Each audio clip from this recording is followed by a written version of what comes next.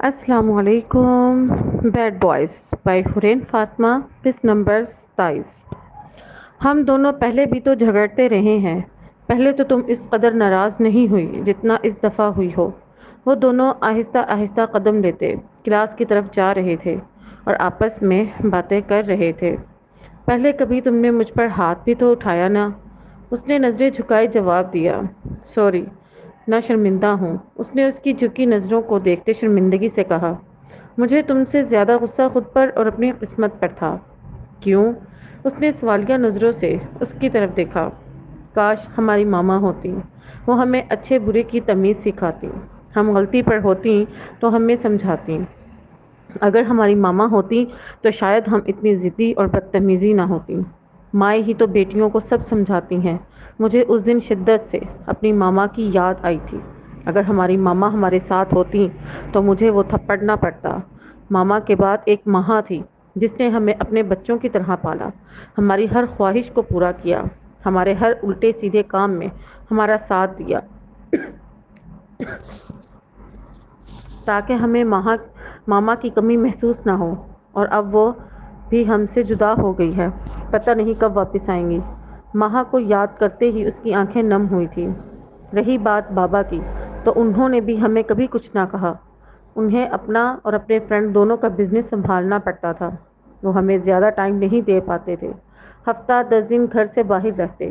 پیچھے ہم سے پوچھنے والا کوئی نہ ہوتا اور پیچھے سے ہم اپنی مرضی کرتے. ان سب چیزوں نے ہمیں ایسا بنا دیا تو اس میں ہماری کیا غلطی ہے؟ اگر وہ تھپڑ ہمیں بچپن میں پڑا ہوتا تو شاید اس دن میں زیادہ ریئیکٹ نہیں کرتی. اس دن بس اس بات کا دکھ اور غصہ تھا کہ ہماری ماما ہمارے ساتھ کیوں نہیں ہے. ورنہ تمہیں تو پتہ ہی ہے اتنی جلدی رونے والوں میں سے نہیں ہوں میں. میں تو لوگوں کو رلانے والوں میں سے ہوں. آخر میں وہ تھوڑی شرارت سے بولی. اس کی بات سن کر ساحل بھی ہنس دیا. اس لیے تو اتنے دنوں سے مجھے اپنے پیچھے رلا رہی ہو. وہ دل ہی دل میں بڑبڑایا تھا. اگر وہ سامنے والی سن لیتی تو کیا پتا ابھی 2 4 لگا ہی نہ دیتی. میں تم پر ہاتھ نہیں اٹھانا چاہتا. وہ سب پتہ نہیں کیسے ہو گیا. مانتا ہوں تم لوگ شرارتی ہو لیکن شرارتیں بھی ایک حد میں ہی اچھی لگتی ہیں. بس تھوڑا غصہ زیادہ آ گیا تھا. اب تم بھی مہنور جیسی باتیں کرنے لگ گئے ہو. کہیں دونوں کلاسز تو نہیں لے رہے بھاشن دینے کی؟ اس نے مسکراتے ہوئے ترچھی نظروں سے اس کی طرف دیکھتے ہوئے کہا. ابھی وہ دونوں آپس میں باتیں ہی کر رہے تھے کہ اتنے میں ساحر کے موبائل پر دارم صاحب کی کال آنے لگی. انکل مجھے کیوں کال کر رہے ہیں؟ اس کی بات سن کر ملیحہ نے کندھے اچکائے. اٹینڈ کرو پھر ہی پتہ چلے گا. کہیں کوئی امپورٹنٹ بات نہ کرنی ہو. ساحر نے جلدی سے کال اٹینڈ کی لیکن سامنے سے اسے جو خبر ملی وہ سن کر اس کے رونگٹے کھڑے ہو گئے. وہ گھٹنوں کے بل پر بیٹھ کر رونے لگا. موبائل بھی اس کے ہاتھ سے چھوٹ کر گر چکا تھا. آس پاس کافی اسٹوڈنٹس کھڑے ہو کر انہیں دیکھ رہے تھے. کیا ہوا صاحب؟ تم رو کیوں رہے ہو؟ سب ٹھیک تو ہے؟ بابا نے تمہیں کیا بتایا ہے؟ بتاؤ بھی. ہیلو دانش، تم جلدی سے یہاں آ جاؤ. پتہ نہیں کیا ہوا ہے. ساحر روئے جا رہا ہے. ابھی تھوڑی دیر پہلے اسے بابا کی کال آئی تھی. اوکے میں ابھی آیا اگلے 2 منٹ میں. دانش وہاں تھا. کیا ہوا برو؟ آپ ایسے کیوں رو رہے ہیں؟ سب ٹھیک تو ہے؟ وہ اس کے ساتھ نیچے گھٹنوں کے بل بیٹھتے ہوئے پوچھنے لگا. دانش وہ ریحان برو ٹھیک نہیں ہے. انہیں گولی لگی ہے. وہ آئی سی یو میں ہے. ساحر نے ٹوٹے پھوٹے الفاظ میں انہیں بتایا جسے سن کر وہ سب بھی پریشان ہو گئے. کچھ نہیں ہوگا برو کو. وہ جلدی ٹھیک ہو جائیں گے. آپ جلدی سے اٹھیں ہمیں ان کے پاس جانا ہوگا ابھی. ملیحہ مہنور تم دونوں بھی اپنے اپنے پاسپورٹ منگوا لو ڈرائیور سے بول کر. میں نے بھی ڈرائیور کو کال کر دی ہے. وہ پاسپورٹ لے کر سیدھا ایئرپورٹ آ جائیں گے. پھر تینوں گاڑی میں بیٹھ کر جلدی سے ایئرپورٹ کی طرف چل دیے. ان کے پہنچنے سے پہلے ڈرائیور پاسپورٹ لے کر وہاں موجود تھے. انہوں نے جلدی سے اپنے پاسپورٹ لیے اور لندن کے لیے روانہ ہو گئے.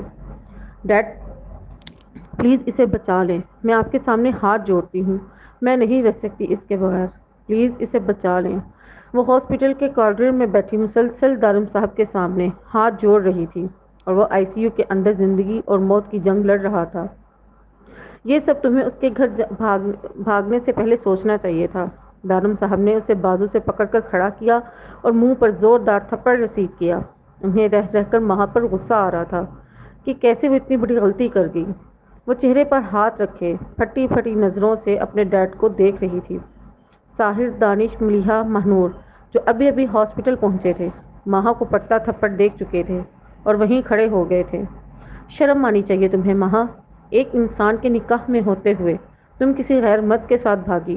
مجھے تم سے اس قسم کی امید ہرگز نہیں تھی۔ شرم آ رہی ہے مجھے تمہیں اپنی بیٹی کہتے ہوئے۔ وہ انسان جس نے تمہیں بچانے کے لیے اپنی جی جان ایک کر دی، آج تمہاری وجہ سے زندگی اور موت کے بیچ لڑ رہا ہے۔ دفع ہو جاؤ تم یہاں سے۔ تم ریحان کے لائق ہی نہیں ہو۔ ریحان کے ٹھیک ہوتے ہی میں تمہیں اسے اس رشتے سے آزاد کروا دوں گا، پھر جس انسان کے ساتھ مرضی رہنا۔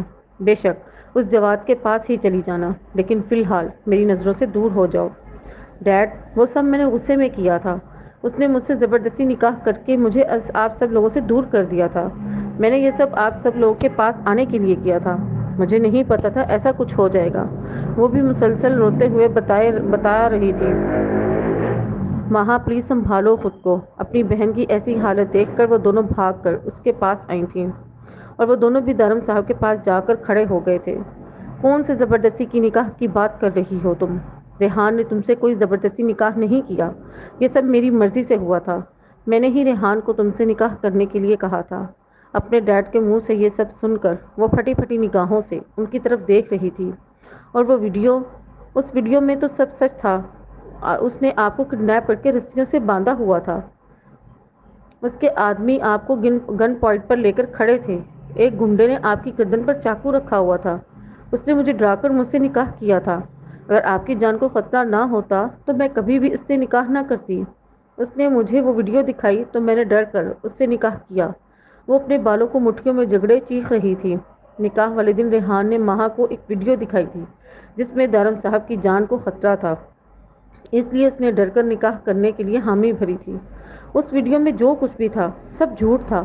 وہ انسان جو اندر زندگی موت کے بیچ لڑ رہا ہے، وہ بدقسمتی سے تم سے محبت کر بیٹھا تھا اور پورے دھوم دھام کے ساتھ تم سے نکاح کرنا چاہتا تھا۔ اس دن تمہارے کمرے میں ریحان نہیں جواد آیا تھا۔ جواد وہی ہے جس کے باپ نے میرے جگری دوست اور ریحان کے پیرنٹس کو مارا تھا۔ اس کے باپ کو میں نے اور ریحان نے مل کر سزا دلوائی تھی۔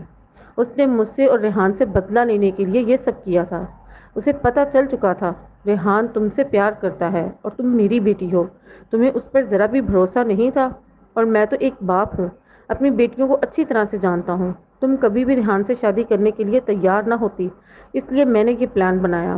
کچھ لوگوں کو پیسے دے کر گھر بلوایا اور انہیں ایسا شو کرنے کے لیے کہا جیسے میری زندگی کو خطرہ ہے۔ ریحان مجھے مارنا تو کیا نقصان پہنچانے کا بھی نہیں سوچ سکتا۔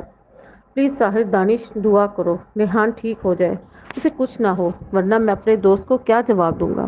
کہتے ساتھ ہی دارم صاحب روتے ہوئے کرسی پر گرنے والے انداز میں بیٹھے تھے۔ آج اس پر کتنا بڑا انکشاف ہوا تھا۔ وہ ریحان کے ساتھ کتنا برا کر گئی تھی۔ آج اسے اپنے کہے گئے الفاظوں پر شدت سے افسوس ہو رہا تھا۔ میں دعا کروں گی تم ابھی مر جاؤ، تمہاری یہ خواہش بھی بہت جلد پوری ہو جائے گی۔ اس نے شکوہ کناں نظروں سے سب کی طرف دیکھا اور بھاگتے ہوئے کوریڈور سے باہر نکل گئی۔ وہ سب بھی اس کے پیچھے پیچھے بھاگے، کہیں وہ غصے میں خود کو ہی کچھ کر نہ لے۔ سسٹر، جلدی سے یہ انجیکشن لے کر آئیں۔ ایک نرس آئی سی یو سے باہر نکلی تو دارم صاحب اس کی طرف بھاگے۔ ریحان کیسا ہے؟ پلیز آپ مجھے جانے دیں، راستہ دیں، ان کی جان کو ابھی بھی خطرہ ہے۔ آپ سب لوگ ان کی زندگی کے لیے دعا کریں۔ نرس کی بات سن کر دارم صاحب کی رہی سہی ہمت بھی جواب دے گئی اور وہ سر پکڑ کر بیٹھ گئے۔ انہیں ریحان بھی اپنی اولاد کی طرح عزیز تھا اور آج اس کی سب اولاد تکلیف میں تھی۔ وہ یہ سب کیسے برداشت کر رہے تھے وہی جانتے تھے۔